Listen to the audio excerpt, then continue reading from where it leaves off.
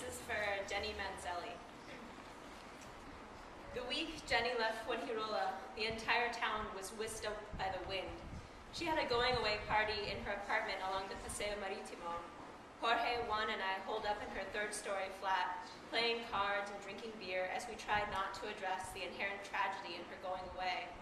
Jenny was my one real American friend, the girl who I met in the bathroom in Granada 2 years before, the one who, like me, had experienced Spain first as a student and loved it enough to return as a teacher.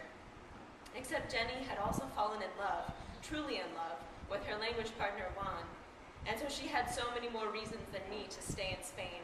This just made it all the worse when the news came that her father had a second bout of lung cancer, terminal this time, and she was given a week to say her goodbyes, leave her apartment, and bid farewell to her friends and boyfriend. I loved Jenny too, in that way that one loves so desperately the first wonderful person who offers a kind word or gesture. I was her little duck, and she had left an imprint. Jenny was loud and gregarious and had 1,000 random passions. She liked stargazing, and together she and Juan had set up a huge telescope on the roof of her apartment complex.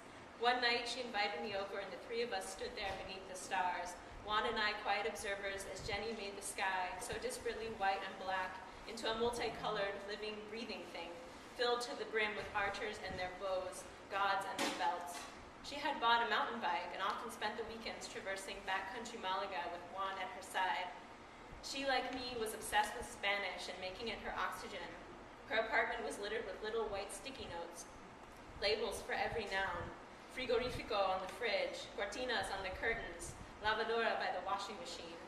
Jenny was from a small town outside Boston and had never lived so close to the sea.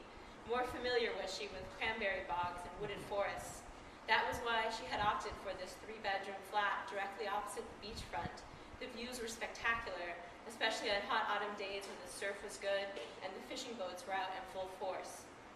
We used to swim together maybe once a week. I'd meet her down at the front of her apartment, ring the bell in my bikini and board shorts, and wait for her happy sing-song voice to buzz down, "Ya me voy!"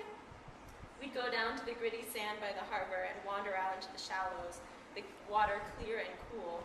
On weekends, the beach was crowded with topless women and overweight, sunburned men, and yet so few people actually went in the water. Jenny didn't understand this. "The water is perfecto," she'd delight, and while I was still shimmying and ever so slowly, she'd already have cannonballed her way in, cutting the Mediterranean in two as she swam out, out, out. The day she found out about her father, it was a rainy, overcast day in late January. She called me and said simply, "I need you to come over." And so I went with my swimsuit and my backpack just in case. She let me up and her voice had deflated, her entire being small and almost voiceless. The holidays had come and gone and she had decided to stay in Europe with Juan, and all the while her father was undergoing tests, hoping for the best. "Why did he ever have to smoke?" she said so angrily, and I got angry too. "Let's swim." We put on our suits and wandered out to the Paseo, but the sky was already darkening. We walked down by the karaoke tents along the water, where tourists came on weekends, but no one went regularly. How hard Fuengirola tried to be entertaining. I didn't know what to say as Jenny talked of her father and how he loved to fish, and when her sister called, she just said, "Come as soon as you can." While she talked, I watched her very vitality rise and fall. I saw in her the weekend hikes, the mountain bike, her job at the local high school, which she loved, the beach, and how many dozens of little white vocabulary cards she had tacked up around her life. And now she had to pack it all up and go home. We circled the little shacks at the beach and at long last put down our things and approached the water. The night was cold and abrupt, the water unwelcome. Everything was harsh. Jenny walked straight in, cut through the water with a ferocity that might have been cathartic, but more than anything appeared like an attempt to control something, anything. I waded in and followed her, waiting as always to follow her lead. When she did cry, it was amidst the overall weight of the water surrounding us both. "He's never met Juan," she said. "He probably never will." I remember in that moment wanting to offer her something, a small part of myself, perhaps, a nice dinner, a stack of new vocabulary words, words that might place a name to whatever feeling it was she felt right then.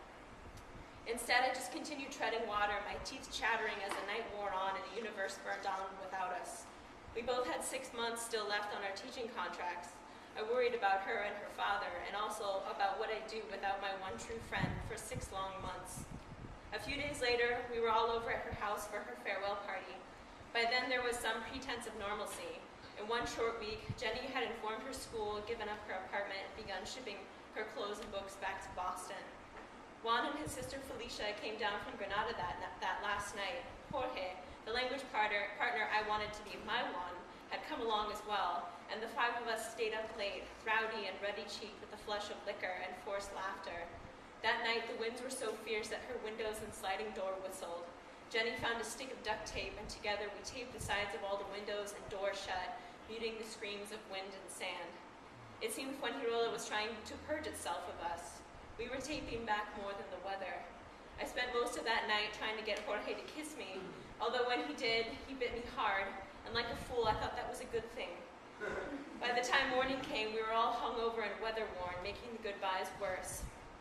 I remember wanting it to be quiet, wanting Jenny to know that I wouldn't have the courage to swim through the harbor without her, that I probably wouldn't ever find a wand like hers, not in Spain anyway, wanting to be up on the roof with her again, looking for some sign that the universe has a design no one can keep up with, and when we try to, we find only the visceral things, salt, sweat, tears, the imprint of friend upon friend, the impact of words as we learn and use them, the memory of the beach on a night when the world is terrifying. These were all things I still lack the words to describe, words I'd have to find on my own.